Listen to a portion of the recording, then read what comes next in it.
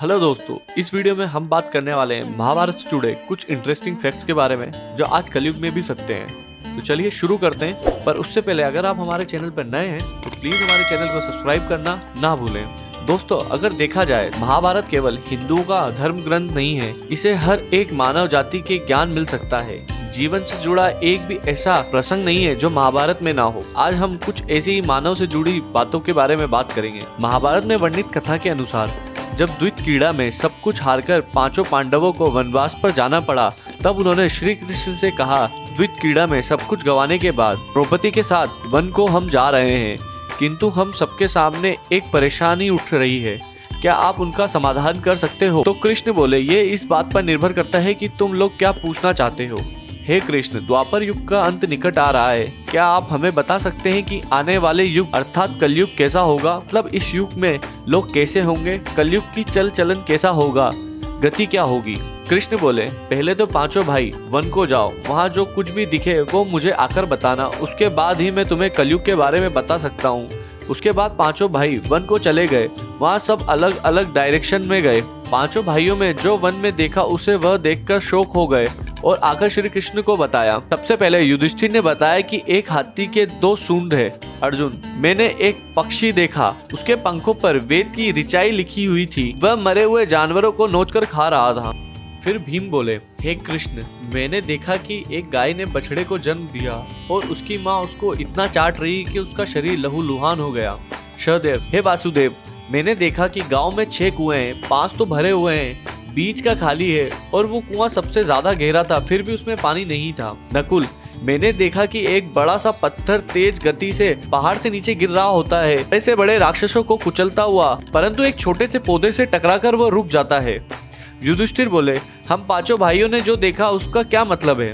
कृष्ण बोले, हे धर्मराज, जैसे आपने 2 सूंडों वाला हाथी देखा, जिसका अर्थ हुआ कि कलयुग में ऐसा शासक होगा जो अपनी प्रजा का शोषण करेगा, जो बोलेगा कुछ और करेगा कुछ और, उनके बोलने का मतलब कुछ और दिखावे का मतलब कुछ और होगा। इन जैसे शासकों के लिए आम लोगों का महत्व नहीं होगा, वो बस केवल राज करने के शासक होंगे। अर्जुन से कहते हुए, जैसे कि तुमने देखा कि एक पक्षी के पंखों पर वेद की रचैयां लिखी हुई है और वो मांस खा रहा है, इसका मतलब है कलयुग में ऐसे लोग होंगे जो बहुत ज्ञानी होंगे, परंतु उनके आचरण राक्षसों के जैसे होंगे। कलयुग में पंडित विद्वान कहलाएंगे, परंतु उनके दिमाग में विचार दुष्कर्मों वाले ही चलेंगे। ये लोग धन के लोभी होंगे, वे सोचेंगे कि कब कोई किसी पद से हटे और हमें मिल जाए। बहुत ही ज्यादा मतलबी होंगे कलयुग में लोग। कलयुग में ऐसे लोगों की संख्या बहुत ज्यादा होगी। फिर कृष्ण भीम से कहते हैं, हे गदहर, तुमने जो देखा उसका मतलब ये है कि कलयुग की माता इतनी ममताएं लुटाएंगी कि बच्चों का खुद का विकास करना ही भूल जाएंगी।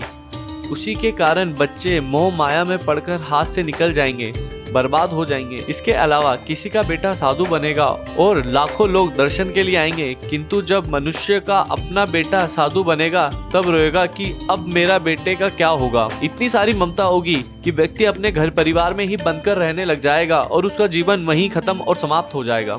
श्री कृष्ण सहदेव से कहते हुए, जैसा कि तुमने देखा कि कुआं खाली है, इसका मतलब यह है कि कलयुग में लोग बहुत पैसे वाले होंगे, वह अपनी संतान के विवाह में लाखों करोड़ों रुपए खर्च कर देंगे, पर अगर उनके घर के पास कोई भूखा सो रहा होगा उसे 1 रुपया भी नहीं देंगे। भाई भाई का दुश्मन होगा, लोग करोड़ों रुपए अपने भवन बनाने में खर्चा कर देंगे, परंतु किसी निर्धन को कभी नहीं देंगे। सब अपने घरों को नोटों से भर लेंगे। कलयुग में लोग मदिरा मांस सेवन में अपना पैसा लुटा देंगे, किंतु सगा भी कोई भूखा मर रहा होगा तो उसको 1 रुपया नहीं देंगे। कलयुग में अनाज के भंडार होंगे, लेकिन लोग भूख से मरेंगे। कहीं बड़े भवन में आलीशान समारोह चल रहा होगा, किंतु पास ही की झोपड़ी में लोग भूख से मर रहे होंगे। नकुल से कहते हुए, जैसे कि तुमने देखा कि उसका मतलब है कि कलयुग में मनुष्य का जीवन पतित हो जाएगा। ऐसे में लोगों का जीवन धन की शिलाओं से नहीं किंतु हरि नाम की छोटी सी पौधा भी उनके कीर्तन से सारे दुख हर लेगा। जो हरि का सिमरन जीवन भर करेगा, उन्हें हर चरण में जगह मिलेगी। तो दोस्तों, आज श्री कृष्ण द्वारा बताई गई सारी बातें सच हो रही हैं, हमारी रियल लाइफ में भी और हमारे आसपास भी। ऐसे ही और मजेदार फैक्ट्स जानने के लिए हमारे चैनल को लाइक, शेयर और सब्सक्राइब जरूर करें। हम मिलते हैं ऐसी इंटरेस्टिंग वीडियो के साथ।